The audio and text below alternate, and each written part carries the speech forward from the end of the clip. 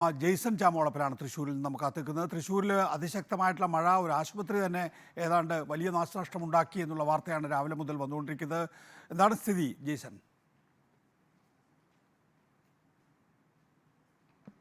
തീർച്ചയായും നികേഷ് കുമാർ, ഇപ്പൊ നമുക്ക് ദൃശ്യങ്ങളിൽ നിന്ന് തന്നെ കാണാനാകും അതീവ ദയനീയമാണ് തൃശ്ശൂർ നഗരത്തിലെ അവസ്ഥ. ഇപ്പോൾ തൃശ്ശൂർ നഗരത്തിലെ ഏറ്റവും പ്രധാനപ്പെട്ട സ്ഥലം നമ്മൾ നേരത്തെ തന്നെ പറഞ്ഞിരുന്നു, അശ്വിനി ആശുപത്രി വെള്ളത്തിൽ മുങ്ങിയ സ്ഥിതിയാണ്. ഇപ്പോൾ അശ്വിനി ആശുപത്രിയുടെ അരികെയുള്ള വീടുകളിൽ നിറയെ വെള്ളമാണ്. ഇന്നലെ രാത്രി അരയ്ക്ക് മുകളിലായിരുന്നു വെള്ളം. ഇപ്പോൾ സ്ഥലം MLA P ബാലചന്ദ്രൻ സ്ഥലത്തെത്തി സന്ദർശനം നടത്തുന്നു. അതുപോലെ തന്നെ ഉദ്യോഗസ്ഥരുമുണ്ട്. എന്താണ് ഇത്തരം ഒരു അവസ്ഥയ്ക്ക് കാരണം? കാനകൾ ഓവർഫ്ലോ ഉണ്ടായതാണ്. പിന്നെ മഴ നമ്മൾ വിചാരിച്ചതിലും അതിശക്തമായിട്ട് പെയ്തു. അപ്പോൾ ടൗണിലെ കാനകൾക്ക് ഉൾക്കൊള്ളാവുന്നതിലധികം വെള്ളം വന്ന് തള്ളി. അത് റോഡും ഉയരം കൂടിയോടുകൂടി വീടുകളിലേക്ക് കയറുകയാണ് ഉണ്ടായത്. എന്തായാലും ഇത് അടിയന്തരമായി പരിഹരിക്കും. ഇവർക്കൊക്കെ നഷ്ടപരിഹാരം കൊടുക്കുന്നതിനുള്ള ഒരു സംവിധാനം ഉണ്ടാക്കും. ഈ മഴ കനക്കും എന്ന് അറിഞ്ഞുകൊണ്ട് അതിനൊരു പ്രാഥമികമായിട്ട് ഡ്രൈനേജ് സംവിധാനം മുഴുവൻ ചെയ്യുന്നതിലൊക്കെ വലിയ കളക്ടറുടെ നേതൃത്വത്തിൽ യോഗം വിളിച്ചിരുന്നു. തെരഞ്ഞെടുപ്പ് വിജ്ഞാപന ചട്ടം നിലവിലുണ്ടായിരുന്നുകൊണ്ട് നമുക്ക് കഴിഞ്ഞ വർഷം 6 തവണ നമ്മൾ നോഡൽ ഓഫീസറുടെ നേതൃത്വത്തിൽ യോഗം ചേർന്നതാണ്. ഈ വർഷം തെരഞ്ഞെടുപ്പ് വിജ്ഞാപന ചട്ടം ഉള്ളത് കൊണ്ട് അത്തരത്തിൽ യോഗം ചേർന്നില്ല. ഉദ്യോഗസ്ഥന്മാരുടെ നേതൃത്വത്തിലാണ് യോഗം ചേർന്നത്. ആ യോഗം ചേർന്നതിന് ശേഷം കാനകൾ വൃത്തിയാക്കുന്ന പണിയും മറ്റും ആരംഭിക്കുന്നതിന് മുമ്പാണ് ഈ മഴ പെയ്തത്. അല്ല, ഇപ്പോൾ തന്നെ ഇങ്ങനെയാണെങ്കിൽ അത് ശരിക്കും അലവർഷം തുടങ്ങിയിട്ടില്ല, മഴ ശരിക്കും തുടങ്ങിയിട്ടില്ല. അല്ല, ഇതൊരു പ്രത്യേക അവസ്ഥയാണ്. തൃശ്ശൂര് ഈ ഭാഗത്ത് നിരന്തരം അശ്വിനി ഹോസ്പിറ്റലിന് പിന്നിൽ വെള്ളം കയറിക്കൊണ്ടിരിക്കുന്നുണ്ട്. അത് പോണമെങ്കിൽ നമുക്ക് വലിയ കാനകൾ ഒന്നുകൂടി ആഴം വർദ്ധിപ്പിക്കണം. അതിനുള്ള ഉത്തരവ് ഇന്ന് തന്നെ കൊടുക്കാനായിട്ടുള്ള ഏർപ്പാട് ചെയ്തിട്ടുണ്ട്.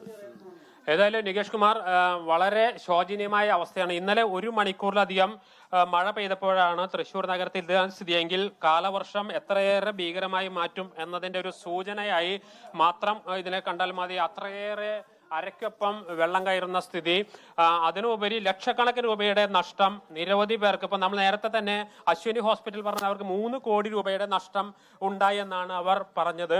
അതോടൊപ്പം തന്നെ ഈ സമീപ പ്രദേശങ്ങളിലെ കടകളെല്ലാം തന്നെ വെള്ളം കയറി ഇലക്ട്രിക് സാധനങ്ങൾ, അതുപോലെ തന്നെ ഭക്ഷ്യവസ്തുക്കൾ, അതുപോലെ തന്നെ വീടുകളിലെ ഉപകരണങ്ങൾ എല്ലാം നശിച്ച അവസ്ഥയാണ്. ഓരോ കടക്കാരനും ഓരോ വീട്ടുകാർക്കും പറയാനുള്ളത് അവരുടെ വലിയ ദുരിതത്തിന്റെ കഥ തന്നെയാണ്. ഇപ്പൊ നമുക്ക് ഈ വീടുകളിലെല്ലാം തന്നെ സ്ത്രീകൾ ഉൾപ്പെടെയുള്ളവർ പുറത്തിറങ്ങി നിൽക്കുകയാണ്. വീടുകളിൽ ഇന്നലെ കയറിയ വെള്ളത്തിൽ നശിച്ചു പോയ സാധനങ്ങൾ നേരെയാക്കി എടുക്കാൻ പാടുപെടുമ്പോൾ വീണ്ടും മഴയെത്തിയിരിക്കുന്നു. ഈ വീടിന്റെ പരിസരങ്ങളെല്ലാം തന്നെ വളരെ ദയനീയമായ സ്ഥിതിയിലേക്ക് എത്തിയിരിക്കുന്നു. മഴ ഇപ്പോഴും പൂർണ്ണമായി ശമിച്ചില്ല. എവിടെ വരെ എത്തി ഇന്നലെ ശരിക്കും ഗേറ്റിന്റെ വര കാണുന്നു, അവിടെ പാടില്ലേ വെള്ളത്തിന്റെ അവിടെ എത്തി. എല്ലാ കൊല്ലം എല്ലാ കൗൺസിലർമാർക്കും പാർട്ടിക്കാരുടെ അടുത്തൊക്കെ പറയുന്നുണ്ട്. യാതൊരു അഭിപ്രായങ്ങളും അവരിൽ നിന്ന് എത്തില്ല. കാന ബ്ലോക്കാന്ന് പറയും. അറ്റത്തൊരു ഈ അക്വാറ്റിക് ലൈനിന്റെ അറ്റത്തൊരു കാനുണ്ട്, അത് അവര് ശരിയാക്കുക ബ്ലോക്കാന്ന് പറയും. പക്ഷെ അന്നത്തെ ദിവസം കുഴപ്പമുണ്ടാവില്ല. അത് കഴിഞ്ഞാൽ പിന്നെയും നല്ല ഒരുപാട് സാധനങ്ങൾ നശിച്ചിട്ടുണ്ട്. കുറെ നശിച്ചു. ഒരു 2 ലക്ഷത്തിന്റെ സാധനങ്ങൾ ഇവിടെ നശിച്ചിട്ടുണ്ട്. ബെഡും ഇപ്പോ അതാണ് ഓരോ വീട്ടുകാർക്കും ലക്ഷങ്ങളുടെ നഷ്ടം. അതോടൊപ്പം തന്നെ സ്ഥാപനങ്ങളിലുള്ളവർക്ക് അവർക്ക് വെച്ചിരിക്കുന്ന സാധനങ്ങൾ, ഇപ്പൊ നമുക്കിപ്പോ ഈ റോഡ് സൈഡിൽ കാണാൻ കഴിയും ഇലക്ട്രിക് ഉപകരണങ്ങൾ വിൽക്കുന്ന സ്ഥാപനങ്ങൾ, അതോടൊപ്പം തന്നെ ഭക്ഷ്യവസ്തുക്കൾ വിൽക്കുന്ന സംവിധാനങ്ങളെല്ലാം നശിച്ച അവസ്ഥയാണ്. അപ്രതീക്ഷിതമായി ഇപ്പോൾ സ്ത്രീകൾ നമ്മൾ വിളിക്കുന്നത് നമുക്ക് ദൃശ്യങ്ങളാണ്.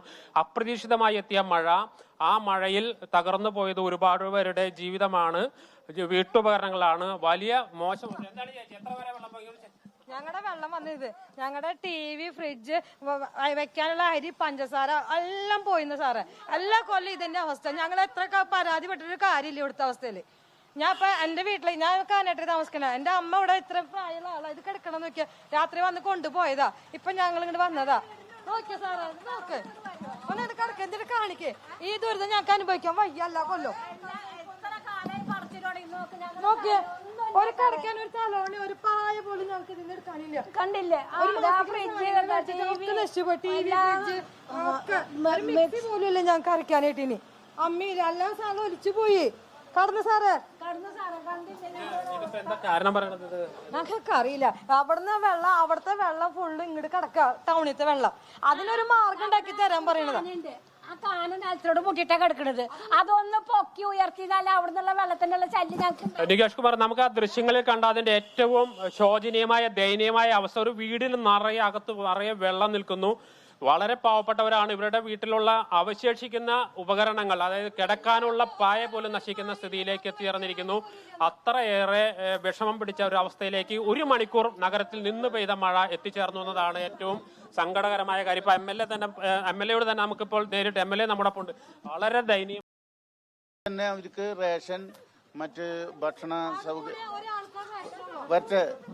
സൗകര്യങ്ങൾ ഉണ്ടാക്കി കൊടുക്കണം. കമ്മ്യൂണിറ്റി ക്യാമ്പിലേക്ക് ഇവരെ മാറ്റണമെങ്കിൽ ഉടനെ ഒരു സെന്റർ കണ്ടുപിടിക്കണം. എത്രയും വേഗം ഇവരെ പുനരധിവസിപ്പിക്കുന്നതിന് വേണ്ട പ്രവർത്തനങ്ങൾ നടത്തണം. നഷ്ടം രേഖപ്പെടുത്താൻ തഹസിൽദാർ കേൾക്കണ്ട. നഷ്ടം രേഖപ്പെടുത്താൻ ഉടനടി വില്ലേജ് ഓഫീസർമാരെ നിയോഗിച്ച് ഇന്ന് 12 മണിക്കുള്ളിൽ ഇവരുടെ നഷ്ടം രേഖപ്പെടുത്തണം. ദുരന്ത നിവാരണ കമ്മിറ്റിയിൽ അത് തഹസിൽദാർ അവതരിപ്പിക്കണം. കളക്ടറുടെ ഫണ്ടിൽ നിന്ന് ഉടനടി ഇവർക്ക് ദുരിതാശ്വാസം അനുവദിപ്പിക്കണം കേട്ടോ. ഇപ്പൊ നമുക്ക് എന്തെങ്കിലും ചെയ്യാം.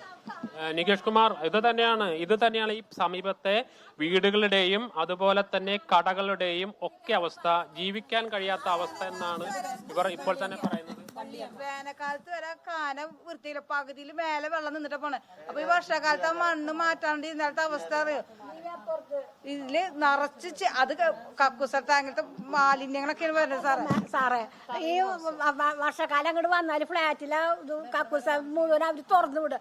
ആ വെള്ളം മുഴുവൻ അകത്തേക്ക് അടിച്ചു കയറുന്നത് അതൊക്കെ ആനയിലത്തെ ഒരു പ്രശ്നമാണ്. ഏതായാലും നികേഷ് കുമാർ, അവരുടെ ദുഃഖമാണ്, അവരുടെ വേദനയാണ് പറയുന്നത്. ഇതിനോടപ്പുറത്താണ് അശ്വിനി ആശുപത്രിയുള്ളത്. അവിടെ 3 കോടി രൂപയുടെ നഷ്ടം, വിവിധ ഉപകരണങ്ങൾ നശിച്ചു. ഈ പരിസരം മുഴുവൻ ഇത് തന്നെയാണ് മറ്റു പല വഴികളുടെയും സ്ഥിതി. നമ്മൾ ഇതിന്റെ ഒരു ഉദാഹരണം തിരിച്ചെത്താം. ജെയ്സൺ ചാമോളപ്പിലാണ് വിശദാംശങ്ങൾ നൽകുന്നത്. തൃശ്ശൂർ നഗരത്തിൽ നിന്നുള്ള വെള്ളക്കെട്ട് തൊട്ടടുത്തുള്ള അശ്വിനി ആശുപത്രിയെയും ഒപ്പം തന്നെ സമീപ പ്രദേശങ്ങളിലെ വീടുകളിലേക്കും എത്തിക്കഴിഞ്ഞിരിക്കുന്നു. അത് വലിയ നിലയിലൊരു വെള്ളപ്പൊക്ക സമാനമായ സ്ഥിതിവിശേഷം ഉണ്ടാക്കിയിരിക്കുന്നു. വീടുകൾക്കും ആശുപത്രി അടക്കമുള്ള സ്ഥാപനങ്ങൾക്കും വലിയ നാശനഷ്ടമാണ് ഉണ്ടായിരിക്കുന്നത്.